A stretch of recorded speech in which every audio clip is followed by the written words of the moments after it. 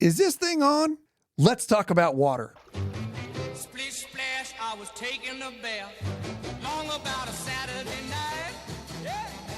Rubbed up, just relaxing in the Hail and well met, adventurers. My name is Cash. I'm with LoreForged. I wanted to talk to you a little bit today about something in MMOs that I never really thought I cared about, but it turns out I really do. And that is water exploration. Water, I believe, adds to the scale of your game. It adds to the feeling of exploration in MMOs. And there's some games that have done it really well, and some games that absolutely have not done it very well. And don't worry, we're going to get there. But first, let's talk about the things that are planned for Ashes of Creation's water content. Now, Ashes of Creation's water size, like when you look at the map size of Vera, there is a massive part of that world that is covered by water. And they're estimating it at about 750 square kilometers. Now, if you do the math, I Googled it. 750 square kilometers is roughly 290 square miles. That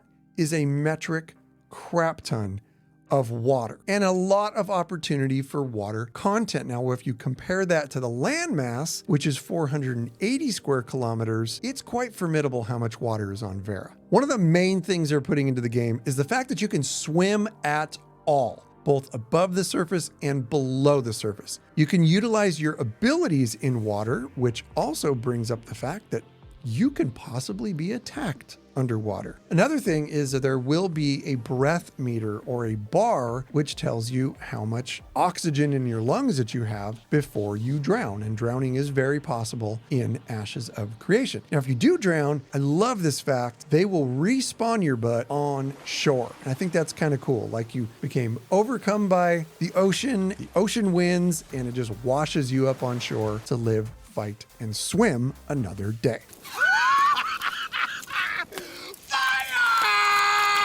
Another thing that there's going to be are lootable treasures. There's going to be aquatic mounts, and you can acquire some of those aquatic mounts by taming underwater creatures. Side note, those underwater creatures might also be able to help you with fish finding for fishing, which also brings up fishing, and I guess brings up the other water content, which is naval content. But both naval content and fishing in Ashes of Creation deserve their own videos, so we're going to leave those for that. As for right now, we're swimming. Ashes of Creation is going to have underwater dungeons, which you can find. They're going to have no nodes underwater, but underwater points of interest. Let's talk about some games who have done it right. Hands down, my number one unbelievable game for water content is Guild Wars 2. They did it right. Underwater combat, underwater zones, underwater treasures and lootables, questing, mount use. It had all of those things. It also did one thing different. As soon as you transitioned underwater, your weapons immediately switched to one underwater weapon and some type of a breathing apparatus, both which were slottable on your character sheet and gave you stats. You could not drown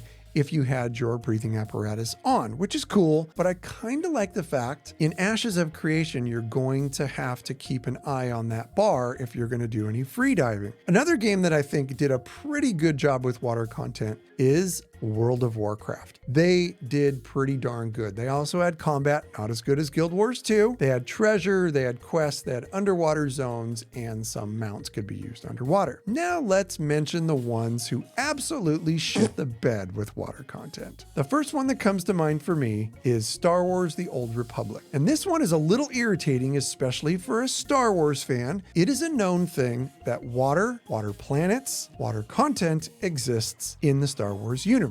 Naboo anybody? Gungan City anybody? Kamino? Hello? The entire freaking planet is water. The next game that absolutely pooped the bed on water content and continues to do so this day is New World. And the way water content is in New World makes you feel like your character has pockets filled with rocks and has feet that have been soaked and dried with cement. Because when you walk into any navigable water, you basically walk very slowly along the bottom of the water. And if you can't make it to the other side and pop your little head above the surface in time, once that bar goes down, you are insta-dead. Amazon, step up your game on the swimming, because right now it ain't happening. So I'm happy to say that Ashes of Creation has a lot of the things that I had really hoped for with water content. I really was looking for them to absolutely nail the swimming animations, and it seems that they have. To where when you're above water, you're kind of a freestyle swim, but when you're below water, kind of goes into like that dolphin kick motion, which I think is just really, really cool. There's underwater exploration, underwater discoverables and treasures and combat, and it's going to add to that sense of scale. The one thing that I really would like to see from Intrepid on this is the addition of a swimming skill, to where the more you swim, the better you get at it. The longer you can stay underwater as you add to that skill.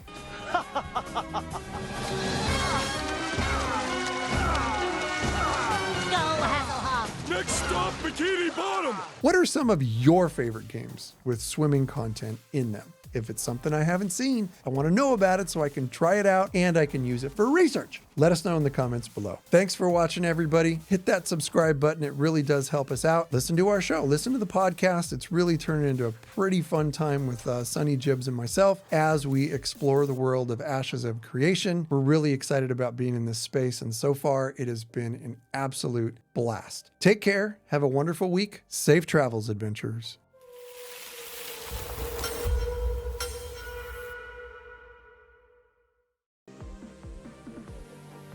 God, I suck at this. Jesus.